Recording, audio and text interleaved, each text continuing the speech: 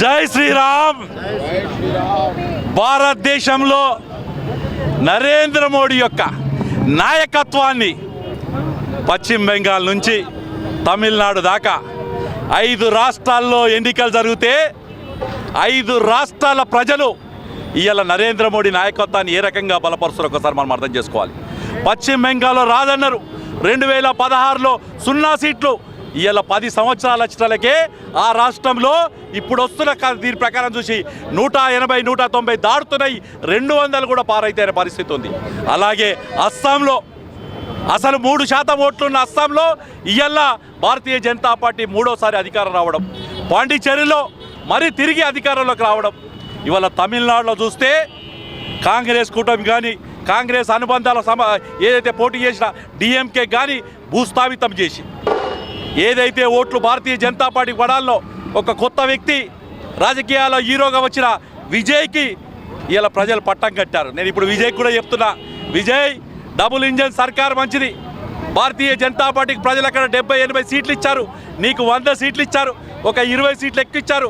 ఆ ఇద్దరు ప్రజల యొక్క ఆకాంక్ష నెరవేర్చేందుకు సెంట్రల్లో స్టేట్లో గవర్నమెంట్ ఉండాలని చెప్పి విజయ్ కూడా విజ్ఞప్తి చేశారు. అంటే ఈరోజు పశ్చిమ బెంగాల్ కానీ, అస్సాం కానీ, అలాగే పాండిచ్చేరి కానీ, తమిళనాడు కానీ, కేరళలో అత్యధిక ఓట్ల శాతంతో మీదికి రావడం జరిగింది. రేపు భవిష్యత్తులో తెలంగాణలో కూడా భారతీయ జనతా పార్టీ ఇవాళ 8 సీట్లు అసెంబ్లీ సీట్లు ఉండొచ్చు, రేపు 80 సీట్లు దాటి అధికారంలోకి రాబోతున్నామని చెప్పి తెలియజేస్తున్నాం. ఇలా ఈ విజయం కేవలం ఏదో రాజకీయ విజయం కాదు. గత 10 సంవత్సరాల నుంచి బెంగాల్లో నా అన్నదమ్ములు, భారతీయ జనతా పార్టీ కార్యకర్తలు, వాళ్ళ ఇంట్లో ఉన్న ఆడవాళ్ళ మానాలు, వాళ్ళ ఆస్తులు, వాళ్ళ ప్రాణాలు త్యాగం చేస్తే వచ్చింది. ఇది ఉట్టిగా రాలేదు. కాంగ్రెస్ నాయకులకు చెప్తున్నాం, ఇదేదో ఉట్టిగా వచ్చిన విజయం కాదు మాది. ప్రాణ త్యాగాలతోని భారతీయ జనతా పార్టీ కార్యకర్తల ప్రాణ త్యాగాల మీద ఇలా పశ్చిమ బెంగాల్ వచ్చాం. కాబట్టి భారతీయ జనతా పార్టీ కార్యకర్తలు కూడా తెలంగాణలో కూడా మంచిగా కష్టపడి రేపు అధికారంలో రావాలంటే పశ్చిమ బెంగాల్లో కార్యకర్త ఏ రకంగా కష్టపడ్డాడో ఆ రకంగా కష్టపడాల్సిన అవసరం ఉందని తెలియజేసుకుంటూ మరొక్కసారి నరేంద్ర మోడీ నాయకత్వమే ఈ దేశానికి రక్ష, భారతీయ జనతా పార్టీ ఈ దేశ భవిష్యత్తు అని నమ్మిన 5 రాష్ట్రాల ప్రజలకు మనస్ఫూర్తిగా కృతజ్ఞత తెలియజేస్తున్నాను. వందే వందే 5 రాష్ట్రాల్లో జరిగిన ఫలితాలు ఈరోజు మనం చూస్తూ ఉన్నాం.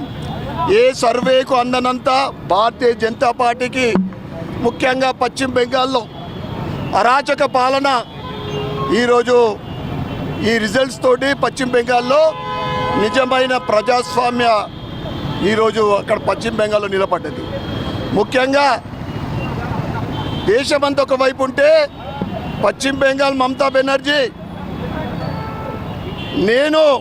నేను అని ఆమె అరాచకాలకు ఈరోజు ప్రజలు భయంతో కూడి కానీ నిజాయితీకి పట్టం కట్టి ఈరోజు అందరూ కూడా సంబరాలు చేసుకుంటూ ఉన్నారు.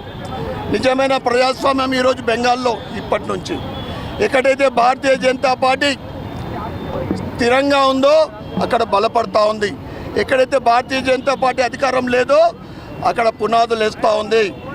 ఇది కేవలం ఒక ప్రాంతానికి చెందిందే కాదు, రాబోయే రోజుల్లో దేశవ్యాప్తంగా భారతీయ జనతా పార్టీ విస్తరిస్తూ ఉంది.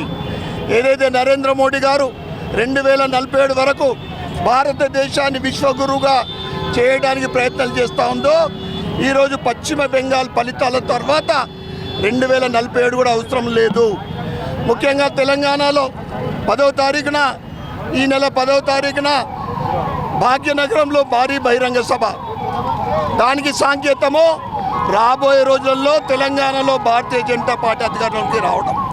ఈ సందర్భంగా ఈ 5 రాష్ట్రాల్లో ప్రజలు భారతీయ జనతా పార్టీ మరి ఎన్డీఏకు ఏ విధంగా ఆశీర్వదించారో వారందరికీ కూడా ఇందూరు జిల్లా, ఇందూరు అర్బన్ శాఖ తరఫు నుండి శుభాకాంక్షలు. మోడీ గారికి, అమిత్ షా గారికి మరియు బెంగాల్ ప్రజలకు అందరికి కూడా శుభాకాంక్షలు, శుభాభినందనలు తెలియజేస్తూ రాబోయే 2028 లేదా 29 ఎలక్షన్లో నరేంద్ర మోడీ గారు భాగ్యనగర్కి వస్తున్నారంటే దానికి సంకేతము రాబోయే రోజుల్లో తెలంగాణలో కూడా కాషాయం ఎగరబోతూ ఉంది. భారతీయ జనతా పార్టీ అధికారంలోకి రాబోతూ ఉంది. నేను కార్యకర్తలకు అందరికీ కూడా కోరుతా ఉన్నా, కేవలం వారు చూపెట్టిన మార్గంలో మనం నడుస్తే చాలు. ఇక్కడ కూడా ఏదైతే అరాచక పాలన, కమిషన్ల పాలన ఇది జరుగుతూ ఉందో దానికి భూస్థాపితం చేద్దామని తెలియజేస్తూ మరొకసారి ఈ 5 రాష్ట్రాలలో ఈరోజు ముఖ్యంగా పశ్చిమ బెంగాల్, పాండిచ్చేరి మరియు అస్సాం ప్రజలకు మరి తమిళనాడు, కేరళ ప్రజలందరికీ కూడా శుభాకాంక్షలు, శుభాకాంక్షలు తెలియజేస్తూ భారత్ మాతాకి జై.